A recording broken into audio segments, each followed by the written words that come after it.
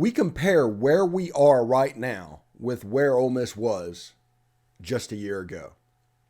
We will see what happens. We'll compare going into the 2022 season and the 2023 season and how they go back and forth. Also, Derek Vandygriff is going to come by to talk baseball as the season is rapidly approaching. Anyway, this is the Locked On Ole Miss podcast. You are Locked On Ole Miss, your daily podcast on the Ole Miss Rebels, part of the Locked On Podcast Network, your team every day.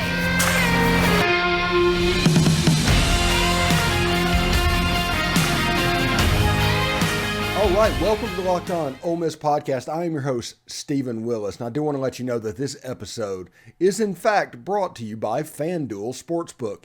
It's the official sportsbook of Locked On. Make every moment more. Visit FanDuel.com/LockedOn today to get started. Also, thanks for making the Locked On Ole Miss podcast your first listen every day. Heck, thanks for making it the de facto morning show for Ole Miss sports. We do appreciate it. Anyway, subscribe to the YouTube channel, hit the bell for notifications, and of course, upvote the video itself. That would make us very much happy. Anyway, signing day has come and gone, and Ole Miss is, we're going to say 98% to roster construction for the 2023 season now. And we're going to go back and look at where Ole Miss sits compared to basically where they went into 2022 sitting. Like, we'll start with the quarterback room where you have a Walker Howard, a Spencer Sanders to go with a Jaxson Dart. That's what it looks like going into 2023. And then you go back to 2022 and it was Jaxson Dart, Luke Altmaier, Kincaid Dent. You can see the upgrade in that room. And the competition, the iron sharpens iron. We got cliches for days we can go to for that. But you know what I mean by that. And the one position group that Lane Kiffin talked about in his post-signing day press conference was the quarterback room. That's probably an indication that he is fairly excited about it. He referred to it as bringing in a veteran and bringing in a draft pick. And the veteran would be Spencer Sanders to compete with Jaxson Dart, but you also have this draft pick that you're working on to develop and get ready to play. Very NFL mindset. We'll see exactly how it goes. You can tell he's excited though. Now, the running back position is interesting because everybody wants to look at the 22 situation in hindsight of what happened with Quinshon Judkins rushing for over 1,500 yards, Zach Evans nearly rushing for 1,000. They're going to pay attention to what actually happened, but I'm talking about what this looked like on February 2nd, February 3rd, 2022. And that is Ole Miss had a transfer of an oft-injured player from TCU that was a 5-star coming out of high school. Nothing but high hopes for Zach Evans. You heard me on this show refer to him as an Adrian Peterson level talent and that Ole Miss hadn't had anything like that before. And that is absolutely the case. That is still the case. Injuries just continued on from when he was in TCU. He still rushed for almost 1,000 yards. Still rushed for almost 8 or 9 yards a carry. Just unbelievable numbers. But if you look into this season, it was Zach Evans, or the 2022 season. Ulysses Bentley IV was the projected backup. Then you had Kentrell Bullock. And then a freshman from Alabama named Quinshon Judkins that I really, really liked. And you can go back to that podcast and listen to it. But somebody going into everybody's like, he'll be a backup. He'll play sparingly. He's surely not going to jump somebody that was all AAC at SMU. So that is what it looks like in 2022. In 2023, your starter is Quinshon Judkins. You have a returning first-team all-SEC running back. That is a rarity at Ole Miss. That is something to kind of hold your head up high and know you have something to build off of. This is honestly a better position for a starter than Ole Miss had in 2022, having Quinshon established coming back. Then you still have Ulysses Bentley IV. He's still hanging around. And the freshman back of Kedra Criscano. He's the unknown this time. He's the Quinshon Judkins of this class that you don't know if he's going to take a major step, just a little step. Maybe he'll be the backup. But Keeter Cascano is a very fantastic running back. I honestly say, with knowing what we know, I think the running back room is in a better situation overall than it was in 2022. That's quarterbacks and running backs already. Now, let's look at the wide receiver position.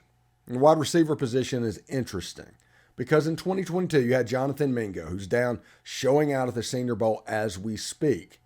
You got a transfer in Malik Heath. You had Jalen Robinson transferred in that everybody had high hopes for that, on the hindsight thing, did not pan out. Jordan Watkins, people were excited about that, and Michael Trigg. We're going to put the tight ends in this room. And it was honestly a relatively disappointing year for a group that is supposed to be talented.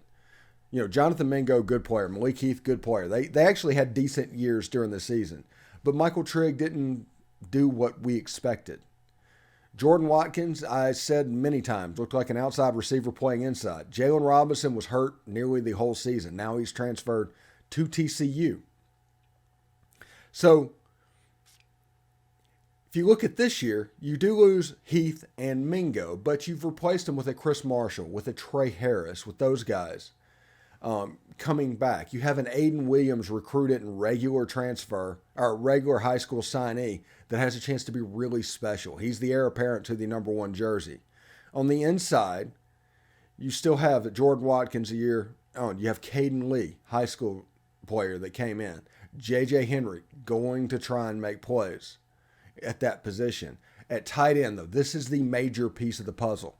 Caden Prieskorn is going to come in and provide a legitimate competitive boost to Michael Trigg. If Michael Trigg wants to get on the field and play tight end, he is going to have to raise his game to a level to where he can handle Prieskorn.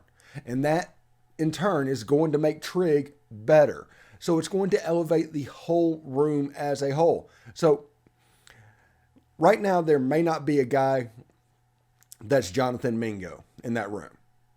There may not be that top end start. Now, Chris Marshall could be that guy. Trey Harris could be that guy. But right now, we have questions about that.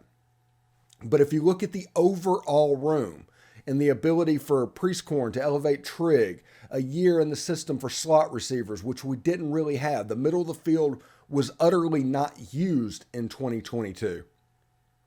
I think these guys also have a chance to be better. I've said many times, Ole Miss has an opportunity if they execute and things work out to have an elite level offense. Now, people are going to try and poo-poo that idea, and that is completely okay. They can do that all they want to because they're scared, because they see that it could happen. They look at this room and they worry about it. Their saving grace right now is the fact that Ole Miss is changing defensive coordinators, and we're going to talk about that in the second segment, about how Ole Miss has had to create a position from scratch.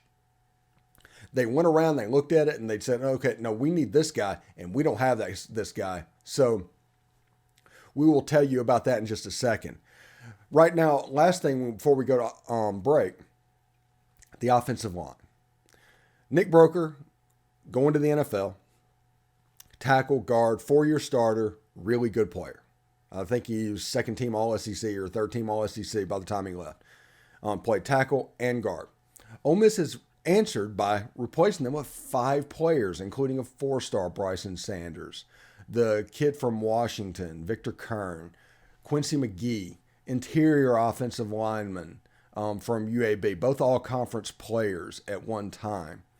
The kid from Diablo Valley College, Mana Taimani. And you look at this and you're like, okay, they have a plan, and they're going to do the iron sharpens iron thing to increase the level of what's already in that room, or else they're going to lose it because you have excellent body types. I'm looking forward to what John Garrison can do with that room. Anyway, it's exciting. I think this room is in better shape because you bring 5 in, you lose 1. And I just think they're going to come together and be a little bit better than they were. John Garrison does have his work cut out for him, but you can see, if we go through the offense, position by position, or position group by position group, 2023 has an advantage over 2022 in every category. Absolutely amazing. Anyway, this year, the only app you need to for your Super Bowl party is FanDuel. It's America's #1 sports book. We're really excited about our new sports betting partner for Locked On because they're the #1 sports book in America, FanDuel. And now, if you're new to FanDuel, that's even better. They have so many great features that makes betting on sports fun and easy. Download FanDuel now so you can bet your Super Bowl 57 with a no-sweat first bet. What's that? Well, you get up to $3,000 back in bonus bets if your first bet doesn't win. That feels like a win-win to me. The FanDuel Sportsbook app is safe, secure, and super easy to use. Best of all, you can get paid for your winnings instantly. Man, this is like all good news coming back and forth. So join FanDuel today at FanDuel.com/lockedon to claim your no-sweat first bet on Super Bowl 57. That's FanDuel.com/lockedon. Make every moment more with FanDuel, the official sportsbook partner of the NFL. All right, thanks again for making the Locked On Ole Miss podcast your first listen every day. Make sure you check out our brand new podcast, Locked On College Basketball. Everything you need to know about college basketball in one place. Plus, you can hear from big-name experts, insiders, coaches, and players. Locked On College Basketball is available on YouTube and wherever you get your podcasts. All right, in the first segment, we talked about kind of a comparison. Where is Ole Miss football now going into the 2023 season? And they are ahead where they were last year. And honestly, that is their job. We're not talking about results on the field in 2022 because honestly, those results do not matter going into 2023. It is all about strength of position group going into the season. It is going to be up to spring practice and coaching to get them where they need to be by the 2023 season. So get them confident, get them ready to go, and see exactly what you have. All right. Moving into the second part of the show, we are basically going to look. When Ole Miss has been in a 3-2-6 defense, it's that John Haycock Iowa State defense, made popular in the Big 12 because honestly, no teams in the Big 12 have been able to figure that out because they've been willing to put a square peg in a round hole. If they were spread offense and throw the ball 55 times a game, they were going to do that no matter what the defense was that was being played against them. They did that. Haycock made a name for being able to beat these teams. They struggled against it. Well, in the SEC, this thing started to appear as well. And teams started to run that defense. Well, in the SEC, the answer was everybody played murder ball against it. And they found certain plays that attacked weaknesses of the defense. And they were willing to get 5 or 6 yards per run against this defense every time when other teams in the Big 12, for instance, wanted chunk plays. And that made this defense really untenable. Now, anybody that ran that defense, with the exception of Texas A&M, is now out of the conference. Ole Miss went out and got Pete Golding.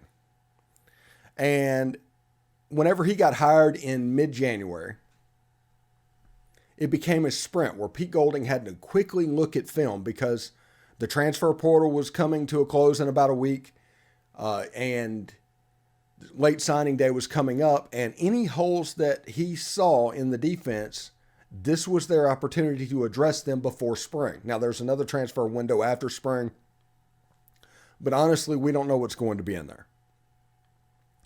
So he went around and looked at it, and he's like, oh my goodness, we do not have a jack. And what a jack is a hybrid defensive end and linebacker. So it's a defensive end or linebacker that's in the 250, 255 pound range, 245. That is the ideal for that position. You can cover a little bit, you're athletic enough, but it's a hybrid position. You can get after the quarterback as well. Coming into the season, if Ole Miss would not have been able to recruit a jack, you're looking at moving somebody like Cedric Johnson out there and from time to time having a 275 pound man in pass coverage and things like that. And that could provide a matchup issue real similar, honestly, to the 3-2-6, but just in a different way. So Pete Golding went to work and just recruit it and just lifted up every rock possible of what you can do. You have analytics that you look at. It's like, And what he was looking for and knowing is that he needed to find the best available at that position that is out there. He knows the traits that are beneficial for that. He has coached Marcus Davenport at UTSA, Will Anderson at Alabama. He knows what makes that position go. So it started out down in St. Petersburg, Florida, and Florida is going to be a common theme here, with Chamberlain Campbell, a 6'7", 210-pound defensive lineman out of Lakewood High in St. Petersburg, Florida. Big player, catches, you can see he's incredibly raw. He is a true project player, but if he gets up to 250, 260 pounds and turns into that big guy that he can do once he gets in that training table, he has a chance to be really, really good. He is that guy that, honestly, Ole Miss and State made a living off of 10 years ago. This is that guy. The one that you don't really hear about, and he's a redshirt junior and out there just wreaking all kinds of havoc, and you're like, where did this guy come from? That is this type of player. That is what Chamberlain brings to the table. But he's probably going to have to take a red shirt his first year because of the weight issue. Like I said, they're going to get the training table. They're going to try and beat this guy up and see what happens. But I think he is going to have to redshirt his first year. Then, DeeJay Holmes, we talked about him, had a special episode yesterday with John Garcia.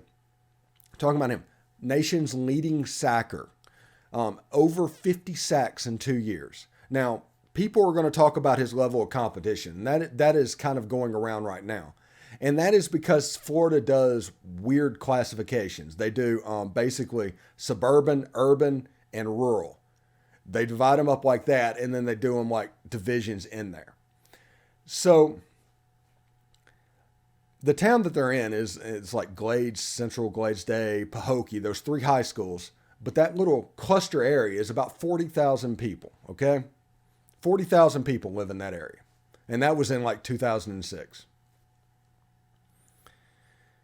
So that would mean all of those schools that people are comparing about their size is about the size of Petal, about the size of Oak Grove. What would be in Mississippi suburban high schools is a rural high school in the state of Florida. People need to understand that. There are 45 million people down here, 40 million people, something like that. This is a huge state. And this is the reason there's so much talent down there, is there's so many people. So this area that is rural for Florida, which it is, it's sugarcane fields. It's down just off of the Everglades, is bigger than 75% of the state of Mississippi. So people that want to compare the level of play to a 1A school like Mize or Ninawaya or something like that, you're looking at this wrong. A 1A school, a rural school in Mississippi and a rural school in Florida is not the same thing. In fact, they spread out more. Now, a big city school, a suburban school, a wealthy school in Mississippi can probably compete with wealthier schools in Florida. But when you get to the rural schools where the budget is definitely different, Florida schools really outpace their Mississippi compatriots.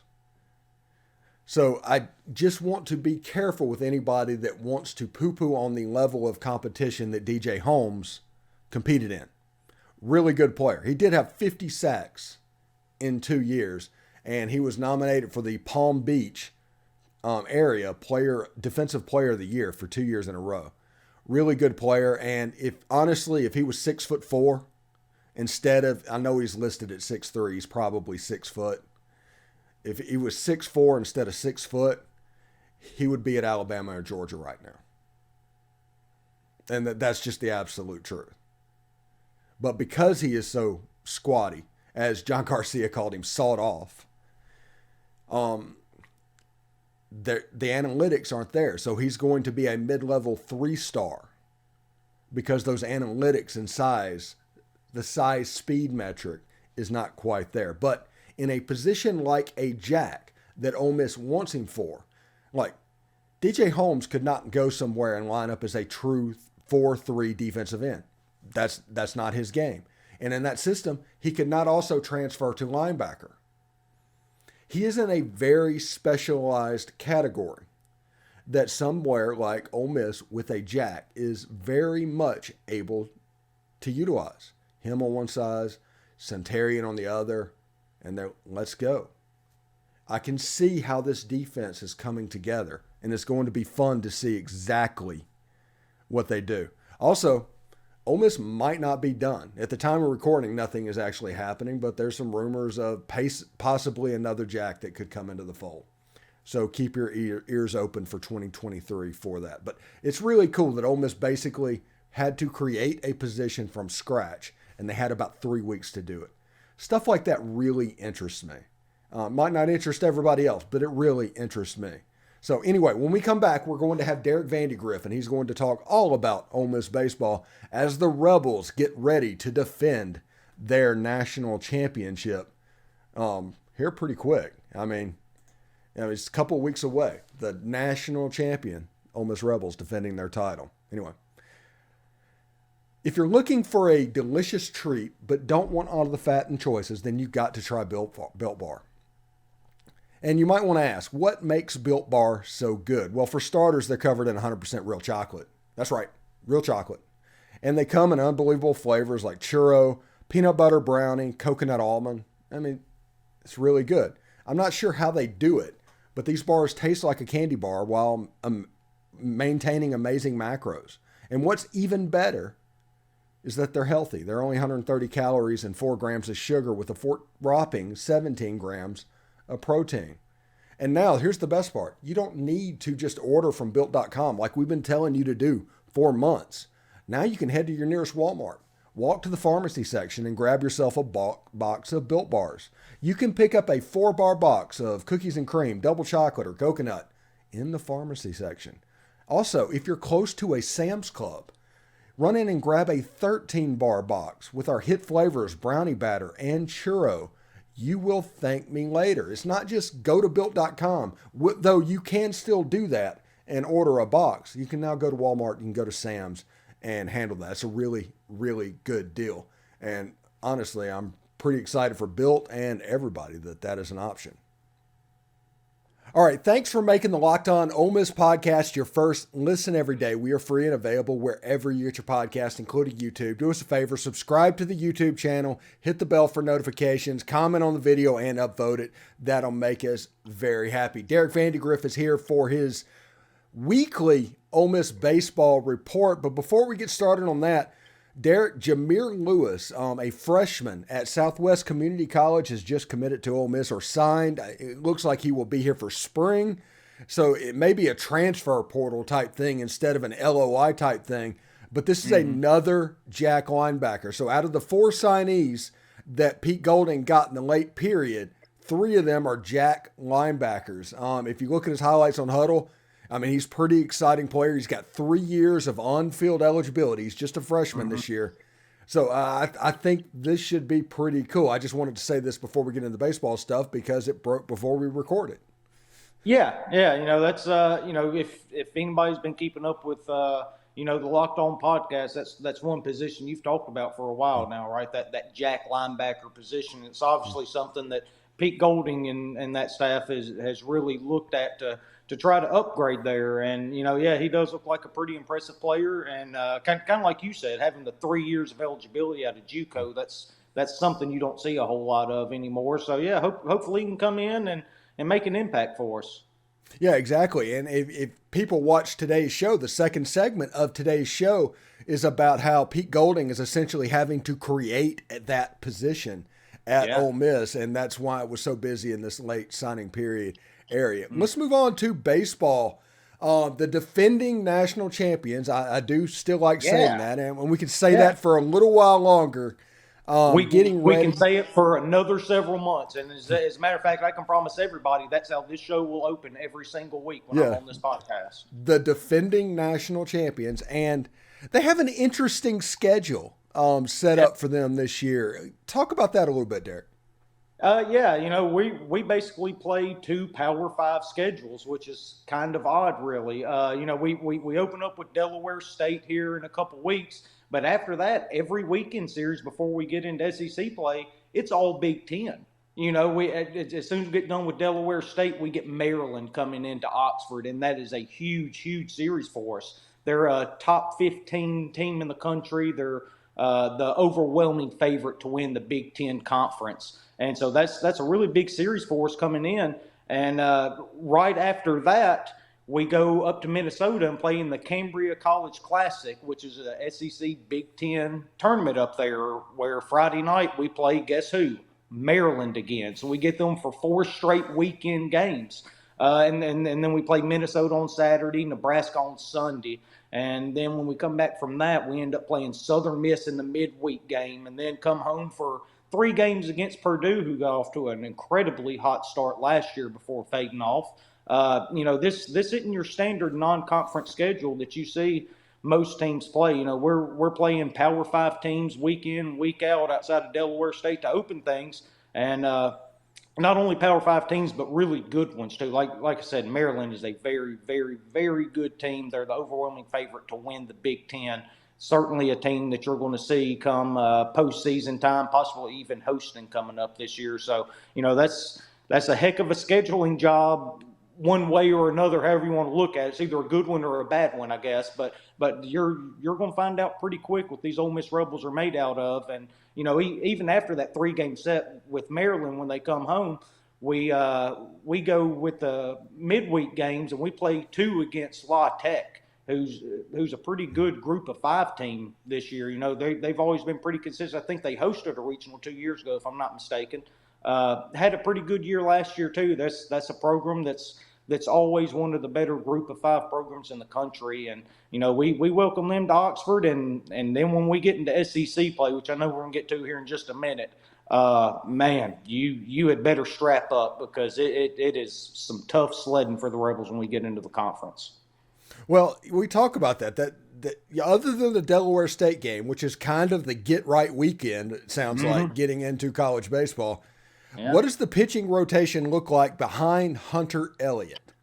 Yeah, you know, I think you're going to see Grayson Saunier there on Saturday. I think that's pretty established. You know, I could be wrong. Obviously, there hasn't been an announcement about it, but everything you see and read about this kid, you know, he's this freshman stud just coming in right out of the gates that we've seen, quite frankly, time in, time out with Mike Bianco and the staff. They're always able to get really good starting pitchers, really good shortstops, and really good catchers. It's kind of been the hallmark of this program ever since they've been here, and it looks like they've got a real stud with Grayson Saunier there on Saturday.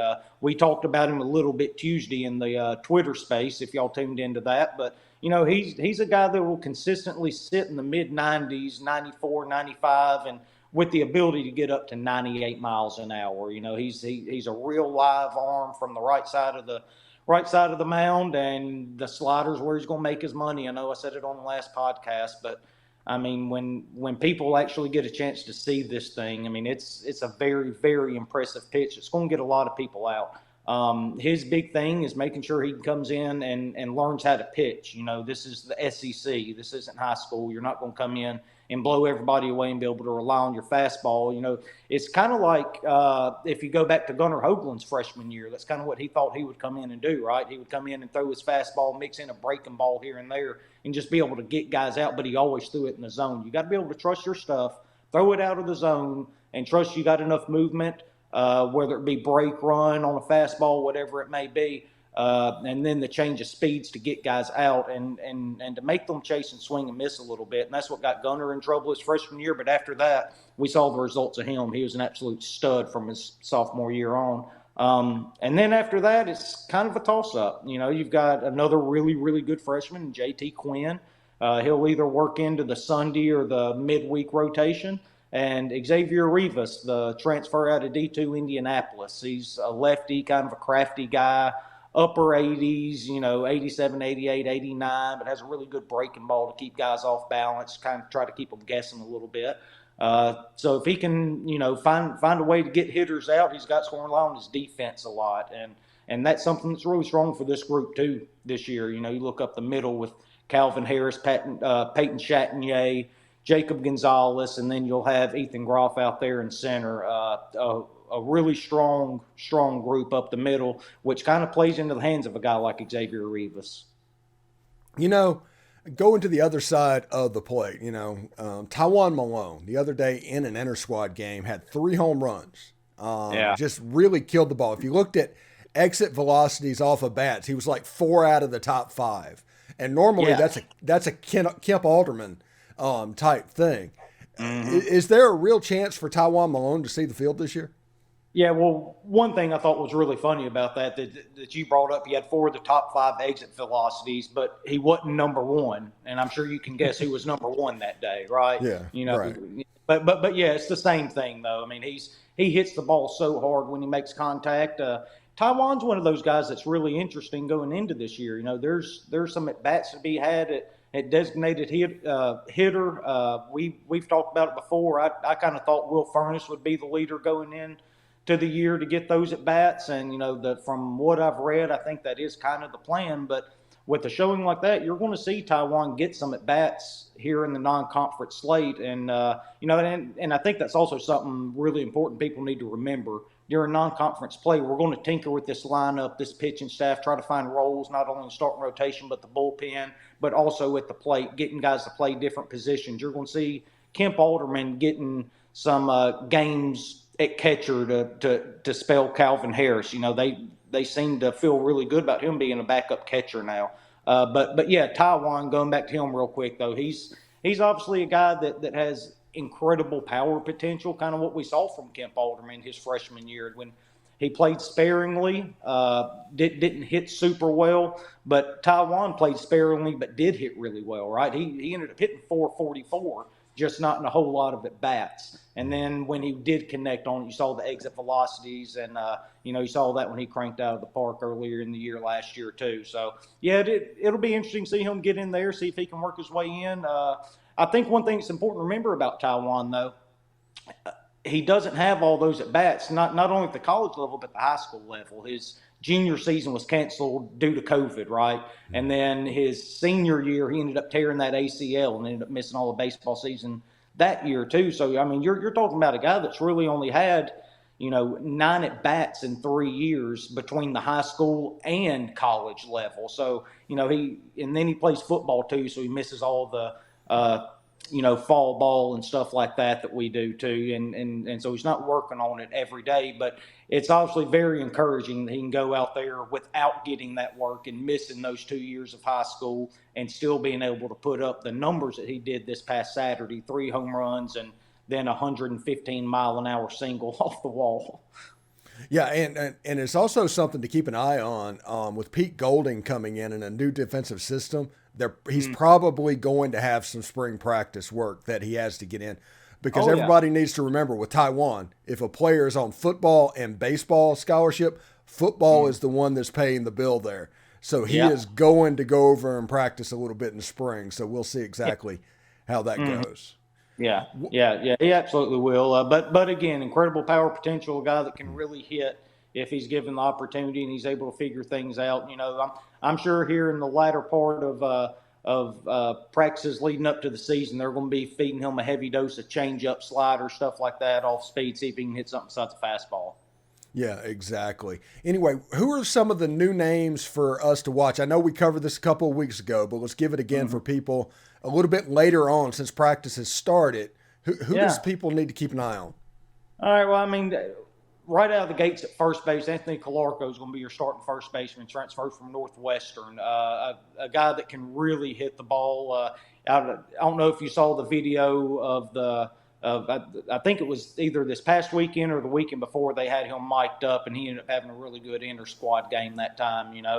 He's a guy that hits doubles. He's able to get it out of the ballpark, but one of those consistent 300 hitters that's going to put the bat on the ball, a big kid, a really good defender over there at first base.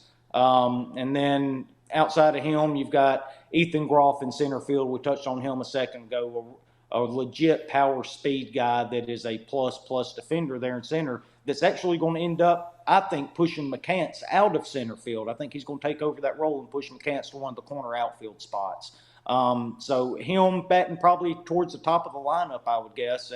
And I think he's the kind of guy that'll help keep this offense from getting bogged down, right? Like, how many times did we see last year that if we weren't hitting 1, 2, 3, 4 home runs a game. We just weren't scoring. That's the only way we could score. He's the kind of guy that can get on base. He walks. He hits for a very high average. He can steal bases, but he can also put it over the fence at the same time too. So he's one of those 5-tool players that can really help you at the top of that lineup. And then we have all these new pitchers coming in, and that's where you've got to figure it out. We're kind of a broken record from last year. Figure out the pitching, and then the offense will take care of itself, right? And it's kind of the same way this year, except it's with a lot of young guys, the Sauniers, Rivas, JT Quinn, those guys, very, very talented guys that can come in and hold their own.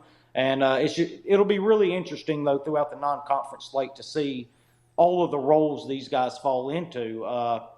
You think going into last year, we thought, that our starting rotation would be just fine if we could figure out the bullpen pieces to get it to Brandon Johnson. And then you start out with Derek Diamond, John Gaddis, and Drew McDaniel, and then none of those three are starters for you by the time you make the big run to actually get into the postseason to Omaha and win a national championship. So that's just kind of how pitching is, but it's also a credit to Mike and this staff that they've done for, 23, 24 years, whatever it is now, 25. And it's been a minute. Yeah, but they do it every single year, and so you trust them to be able to figure out the arms and to get them in the right place and put them in a position to succeed, because you've got more than 2 decades of evidence saying that they're going to be able to get it done. All right, what day is opening day? When does it kick off, or first pitch? February 18th will be the first one. Delaware State at home. We get a 3-game set there. So about 2 weeks from Friday. Yeah. That's it. 2 weeks. Right. We're going to get this. We're going to go ahead and start running this thing back and march our way to Omaha and win another one. Well, one more question before I let you go. Is there any signals out there? Is there anything in the ether right now that says, hey, this monkey is off of Mike Bianco's back and off of this team's back, and all of these ghosts that Ole Miss has dealt with for 20 years, that's gone? Is this a looser team? Yeah, it is. And it's kind of funny because you almost saw it last year when things went so poorly. They almost got to that point because so many people thought it was over, right? You're not sitting there pressing. And that's when we started playing our best baseball. But, yeah, absolutely it is. You go and you beat Southern Miss down in Hattiesburg, which is always, a demon for us, right? And then you go to Baton Rouge, and you don't want to beat them in Baton Rouge. You sweep them. And then you come back and you get in a regional with Miami, who come up to Oxford and beat you in the Super Regional back in the 2000s. You play Arizona, who just lost in the Super Regionals after the year before. And then, it's just one thing after another. You go back down to Hattiesburg for a Super Regional, the series that Mike just couldn't win, right? And not only that, it was the in-state rival down there in Hattiesburg, the team that he couldn't beat up until a few weeks prior to that. And not only did he beat them, he went down there and he shut them out for 2 straight games and never gave them the first hope of winning that entire series. And then, you get to Omaha and you get Auburn and you beat them. And then the game to get you to the national championship couldn't have worked out any better. It was Arkansas. Arkansas. The biggest knife in the side of Mike Bianco throughout his tenure in Oxford, right? You lose that Super Regional to in Fayetteville a couple years ago, and just every time we had a big game against them, we just couldn't get over the hump. And, that's what he did throughout that entire run, though. If you look back at it, he exercised every single demon of his career and not only got to Omaha, got to the National Championship Series, he won it in convincing fashion. And if you listen to this podcast, there for the last 2 months, it was nothing more than a formality because those guys had one thing on their mind. It was lifting that trophy and wasn't nobody getting in their way. And, that's what they did. But, yeah, monkey's off the back. Mike's going to play a lot looser. Saw where he's going to start implementing the shift, which I thought I would never see from Mike Bianco in my entire life. He's going to start shifting this year. That's one of the weirdest things I'd ever seen out of Mike Bianco. But interesting to see how that works out, I guess. But he's kind of evolved the last few years, and you kind of saw it in his coaching style, and this is just another example of that, of how he can change with the times. As long as the rules allow it, he's going to use it, and he's going to do whatever he can to put his guys in the best position to win. He's got a lot of really talented guys there in Oxford this year too, and there's no reason that we shouldn't make another run.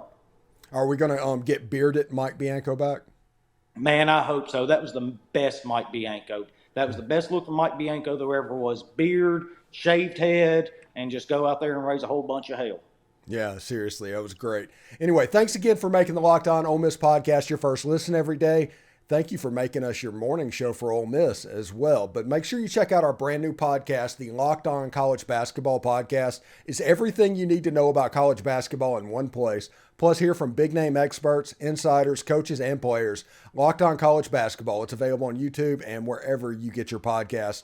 Derek, thank you very much for stopping by, talking a little bit of Ole Miss baseball. Hey, we even got some recruiting information in at the beginning of this. Yeah. Everything you need in one spot right here. One-stop shop.